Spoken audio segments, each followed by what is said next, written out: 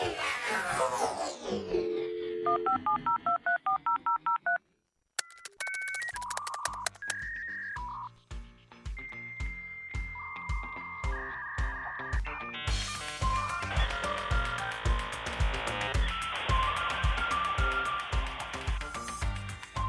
back for another edition of Less Kevin, More Tech from UTECIT.com. And this is a special holiday edition, so it's just going to be all Kevin. We should call it all Kevin, More Tech from UTECIT.com, because you're stuck with me today, no less.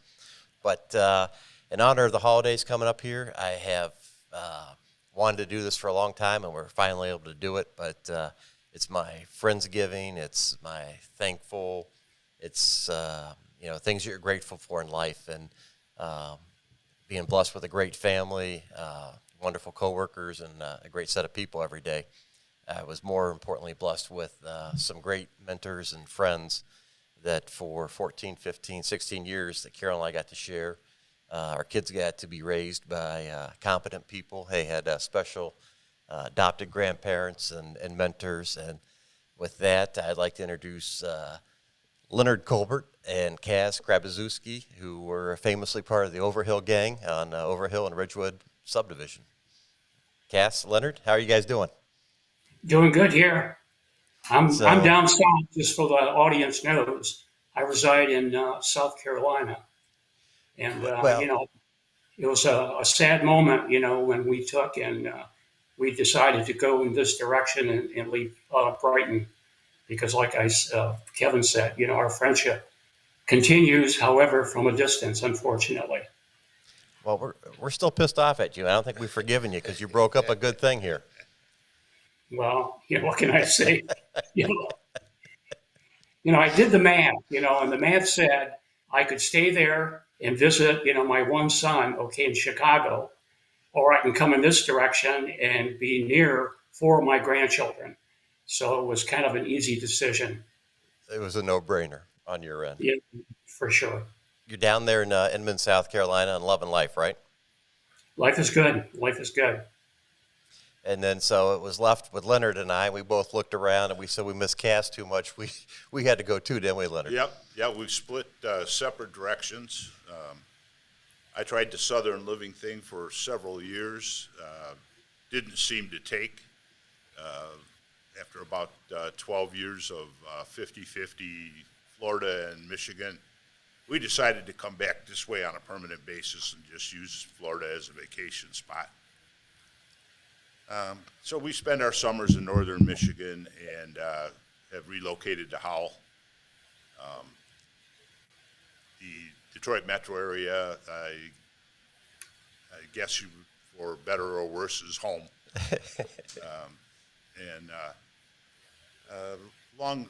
Along the way, whenever we speak of home, at least in our household, we always refer back to Overhill. Overhill will always be, quote unquote, our home. That's where we raised our son. That's where we became familiar with both your families, and it became our extended family. So we watched the Van Kannel kids grow. We became very attuned with the Chrabaszewski family and their kids and grandchildren.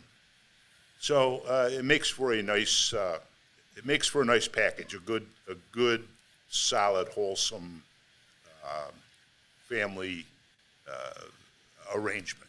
So setting this up for the people, we lived on a cul-de-sac, and there was about 6 homes on this cul-de-sac, and then the other streets part of the neighborhood. But our kids are about 7 years in age difference, and Carol and I counted one night that between the 7 kids, between their age, you could go 3 houses anyway, and I think there was 23 kids within 3 houses and within that age group over there. So it was a great place. The kids were always running around, and Cass was a longtime GM Delphi guy, mergers and acquisitions. So he would bop in the evening, throw that garage door up, and as he was doing yard projects, the kids would gather over there. Leonard was always coming and going, right, Cass?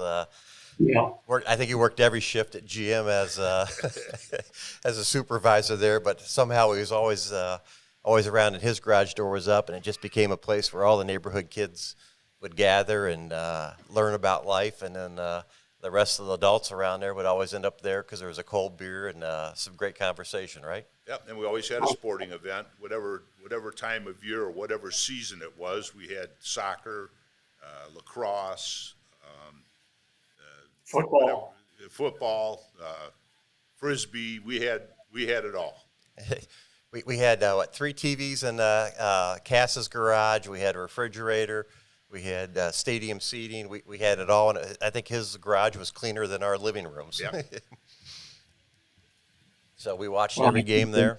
Hey, for your audience, Kevin, a form of clarity, I live in Inman, but basically for the audience to know, it's actually Spartanburg, probably around 47 miles away from Asheville, just to get perspective. Because when you say Inman, sometimes people don't even have an idea that there's an Inman in South Carolina. Speaking of Asheville and the stuff we were talking about that earlier, it's been, 2 months now, 60-some days since the hurricane went through there. What's it been like down there? Unbelievable. I mean, if you take a look at, you see it on the news, but unless you drive through and see the amount of destruction, and I'm talking in terms of what the storm left behind, it was unbelievable. I mean, the stores were closed. None of the stores would take and accept credit cards, the ones that were open. If you take a look at getting fuel, the lines were just unbelievable. And the amount of carnage that was left behind, I'm talking the trees, it's still not all picked up. And it's been, just like I said, pretty close to 60-some days.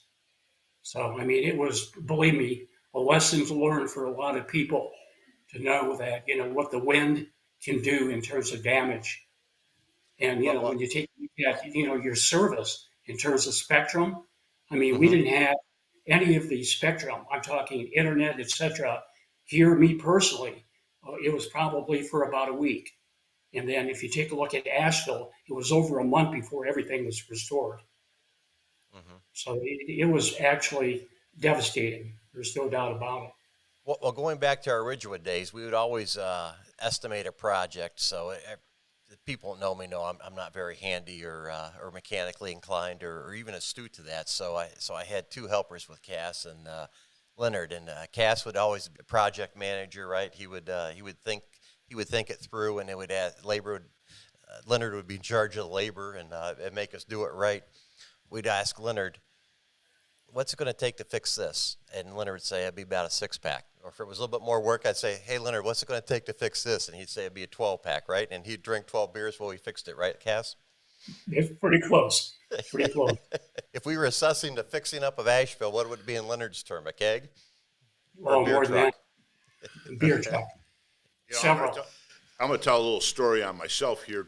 After Kevin called yesterday and we talked about this podcast, I started thinking, about an hour before that, I had to call my son, and both of you guys know him, because I needed to take a picture of my driver's license and forward it to an auto dealer. I was able to take the picture, but I couldn't get the picture to forward across in an email. And I thought, you know how wonderful all this technology is, and I'm going to a technology company to do a podcast. When I first moved into Ridgewood, you couldn't even get cable TV. And here I am with this cell phone in my hand, and I can't even forward an email.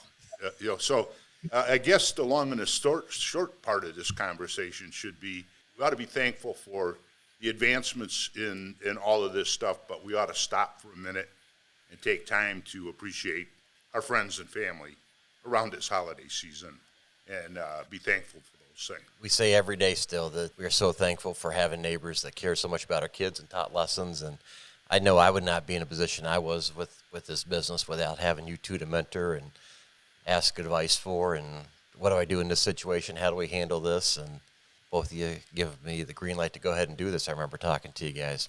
I echo basically what Leonard said earlier. When we talk about, we moved in my career anyway, I think it was pretty close to 8 times. And there's no better relationship that we established than the one on Overhill. I mean, that friendship still continues today. And out of all of the places that we resided, I'm just being very candid. You guys are family. And every time that you guys stop by, Denise and I, we really look forward to it. It's really, worthwhile to have friends like you guys. Talking about the holidays, do you remember, so our neighborhood, we'd have neighbors that would decorate periodically for the holidays. Do you remember Rick and Leonard readjusting The deer? somebody's yard? Yeah, I do. I don't want to see what they did, but believe me, it caught everyone's attention. Noel and Leon are for the dyslexic, the same letters. Somehow, someone's Noel got turned into Leon. It caused quite a stir, but that's how it went.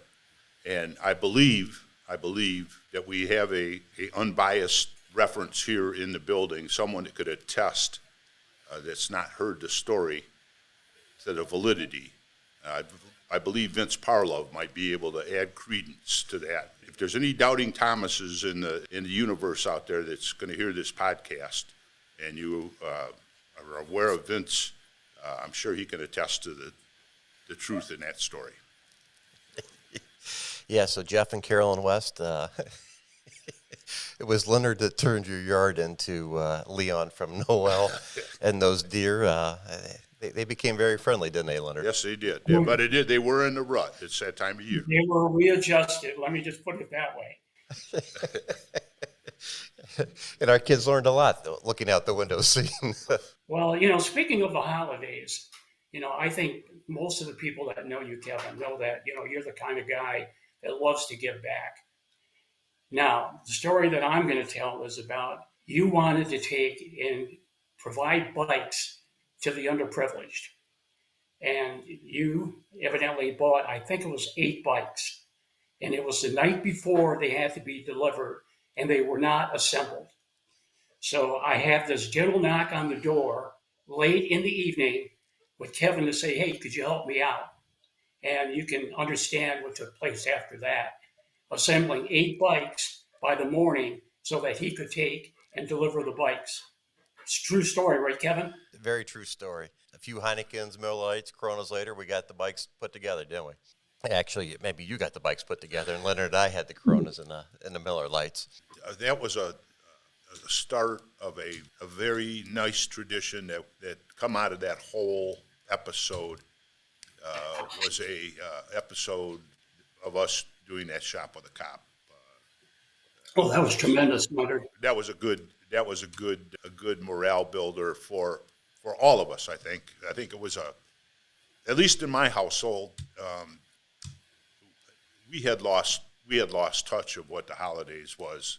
We were spending too much time dwelling on one another and wasting resources on trivial gifts that didn't make sense. And I think those funds were better used and put towards that cause. And we derived a whole lot more pleasure out of doing that than we ever did out of trading home presents. And I think there was nothing more rewarding than we actually went there and we gave the gifts to the children. That was unbelievable. Yeah, and for those that shop with the cop, Sheriff Murphy does an unbelievable job with that, and I like to think that we saw that, and it was fun. It was as much fun for us as to see the kids, but that thing grew, and through the work of you guys shaking down friends and family for checks and getting get folks and the neighbors to contribute checks, we were able to raise a fair amount of money, and that went from about 25 kids. I think we got up to 125 kids, I think, at the high, where they get money to go to Walmart, shop, spend money. It was fun. We'd have Denise and Barb and Carolyn, and then Howard and Ann. They would all come over. We'd wrap the gifts for the kids. After a year or two of seeing this, it grew to, Cass had said, let's wrap the gifts for the kids. And so now they had wrapped presents when they left. We had pretzels and cookies and a goodie to-go bag for them and train whistles. And it really did put things in perspective, didn't it, Leonard? Yes. And we would frequent the local restaurateurs in Brighton and spread the holiday cheer. Basically, we would have a party afterwards with all of our, the contributors, and it was fun. It was some great memories, and it was fun to see. It was fun to hang out, I should say, together and as families and do that. But it was just fun to see the kids reveling with the police officers there, shopping with them, and you'd see a line of 50, 60, 75 police cars going lights and sirens from the sheriff's office to Walmart. Was pretty awe-stopping, wasn't it? Yes. Is that still in place? Yeah, yes, it is. Murphy's still doing it. After a few years hiatus, we're back involved with it again this year. So, excellent. Yeah, it's a good opportunity for these kids that typically don't get that type of interaction with local law enforcement. It's nice to see them get that type of experience rather than the disciplinary action. More of a pleasant thing that they can share with their family. So there's a plus story on Christmas involved in all of this. So there's a lot of goodness in that program. My takeaway from that, I remember vividly, and that is when they went to buy the gifts, they didn't pick out stuff just for themselves. They pick it out for their entire family. Yes. And I think that life lesson was so important, to know that, okay, I've got this amount of money to spend, but now I want to make sure that I share this opportunity with someone. And it was their families that they gave gifts to, which I thought was really, really kind of respectful and a lesson learned. It would tear at your heart to see a kid would have $100, $125 and you think you go buy this big toy, and they were always worried about buying something for mom for Christmas, and then to see kids buy socks and underwear and like the essentials that they needed for the family, always just... Well, it certainly opened up our eyes. Mm-hmm. That the need is everywhere. One story that I remembered from that cast was, and I think you do, is the kid that shopped and it was just buying the random toys. I remember the officer that he was walking around with was so confused because it was like nothing off the age group list that he had, and he just bought all these random toys. We wrapped them up, and then at the end he pushed the cart right to the front, and there was a Marine Toys for Tot thing there. And the kid threw all those presents into the Toys for Tots, and they were asking what he was doing. And he said all he ever wanted to do was ride in a police car, and he got his joy that day, and he wanted to give it back to somebody else. And, man, I remember we were all a bucket of tears at that point seeing that, weren't we? I got chills right now just thinking about it. Yeah, it's amazing.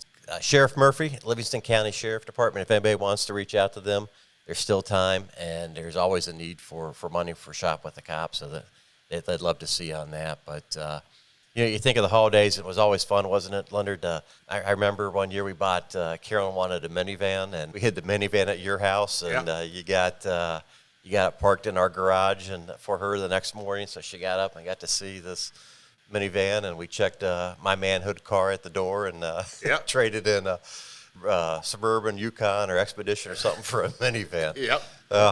We did some unusual things.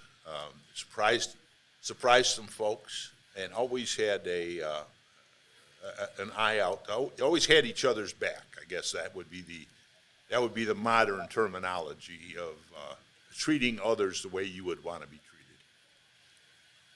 Yeah, I mean, we had fun doing it. Cass, you're down there in Spartanburg, and you get no snow anymore, it seems like. But today we had our first little snow here, didn't we, Leonard?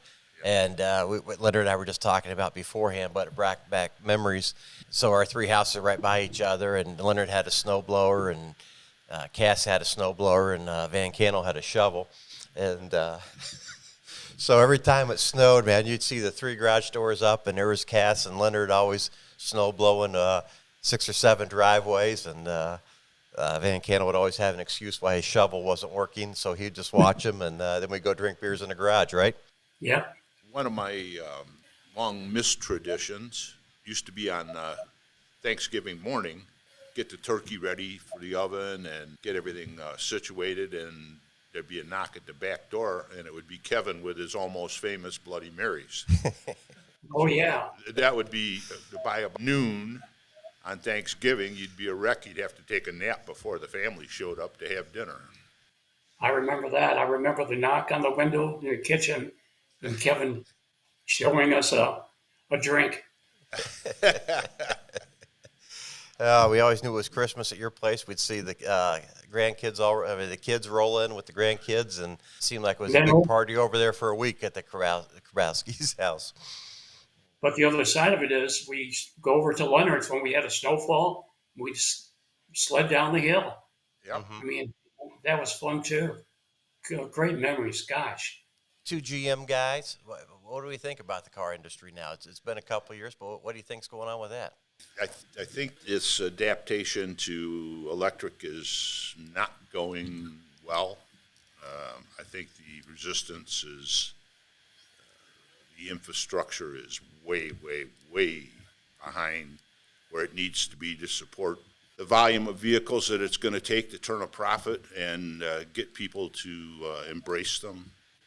There's been a huge commitment made by not only the corporations but by the government, which is right or wrong depending on which side of the fence you're on. And I don't see anything good coming out of it. So that's the state of the auto industry, in my opinion, is not good. No, in my take, it's a delicate operation right now. How do you balance it? Because I agree with you. EVs, is it the way of the future? I think down the road it is. But when you don't have the infrastructure to support it, there's a lot of questions that are going unanswered right now. And certainly you take a look at, you want to go on a trip, you want to make sure that you have a vehicle that can sustain the trip. And right now with the infrastructure that we have, I don't see it happening. I mean, I don't have an EV right now, and that's one of the concerns that I have. And then you don't know the longevity. What's the cost going to be down the road when you do start having problems with them? Because I think the expense is going to be extravagant to replace, batteries and those kinds of components. I was just thinking that as we were talking here, and I know that you both love the horsepower and the design, and there was a great passion for all things auto for your careers for so long with GM and Delphi. And then you were talking about Asheville earlier, Cass, and it made me think, what do you do in a situation like that? Is it pro-con? There's no electricity for so many people down there. How do you charge that car? And then B, if there's no gasoline out right down there for a while too. So it was just interesting. The propulsion portion of it, I think, is pretty much the same. You need a mix of something to make these things go. We've gotten so good. I always liken it back to the fact that when I first got involved in automobiles, 1968, I had a Volkswagen that got 25 miles to the gallon. Well, that was phenomenal. People were just awe-inspired by a Volkswagen, 25 cents a gallon gas and 25 miles to the gallon.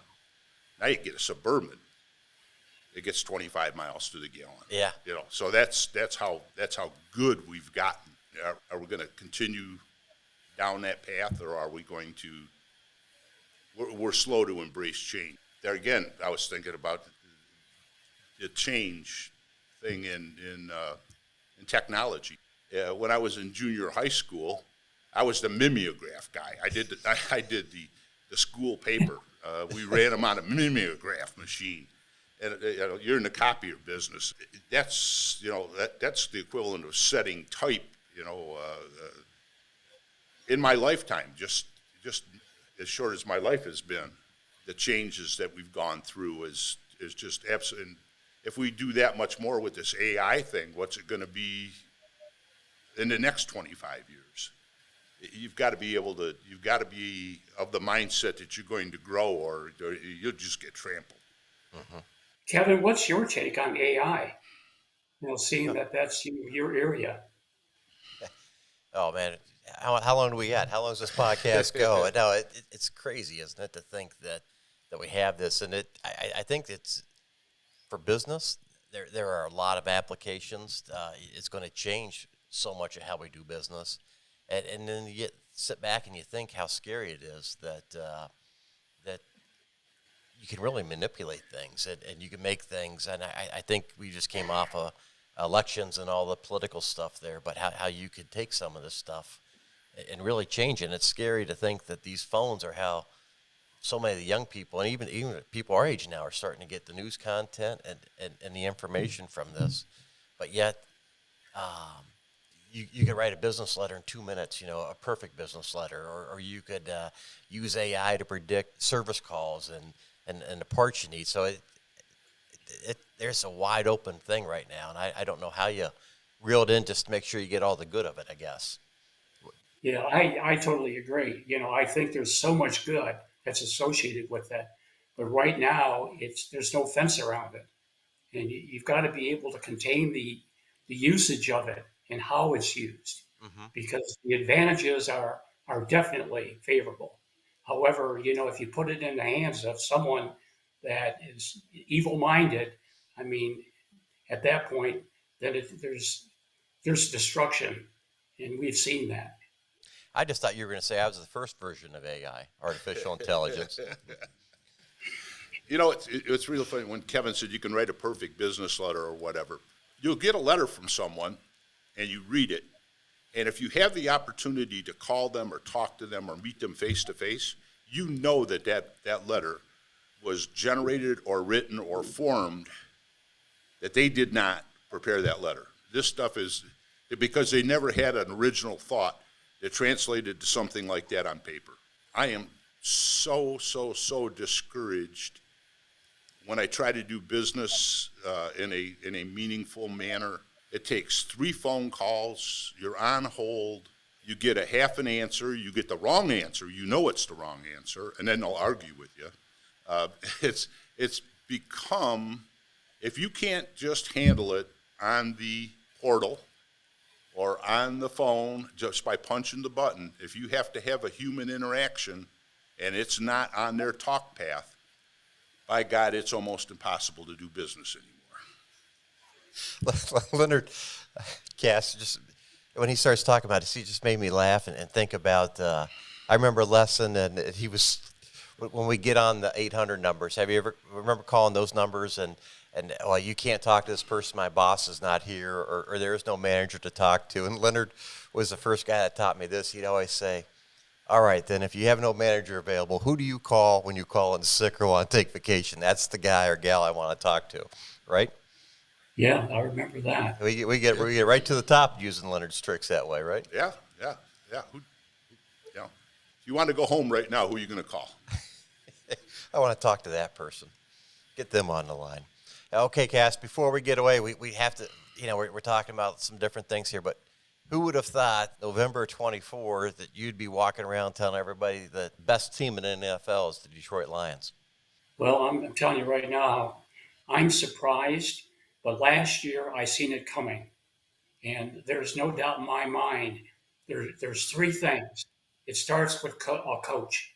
You have to have a coach that really understands what winning is all about. That's the first data point. Second data point, you have to surround yourself with team members that support each other. And the Lions have that. They have that formula right now. And, take a look at the quarterback, for God's sake.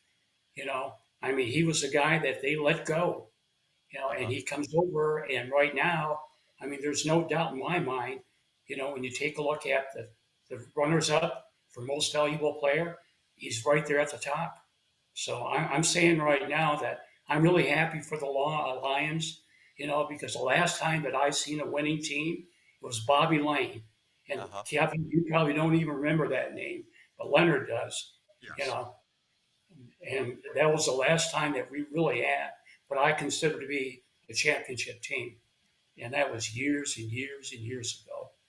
In fact, they played at Brick Stadium. Mm-hmm.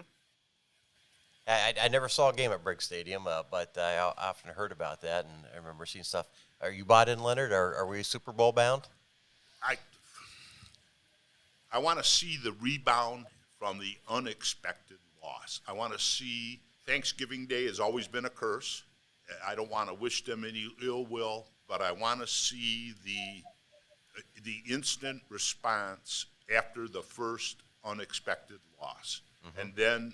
And then I will sing their praises. They've done a yeoman's job to this point.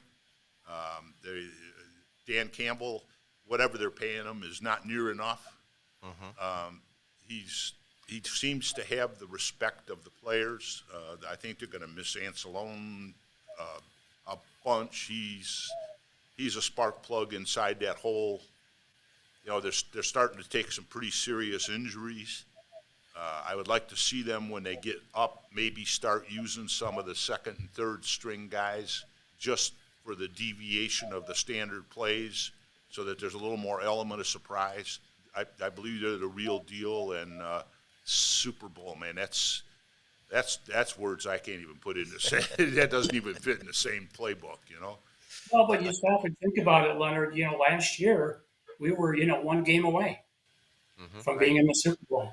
I think they're on the path, and I think they have the formula to succeed. I really do. At this point, if I were a betting man, I would definitely put my money on the Lions.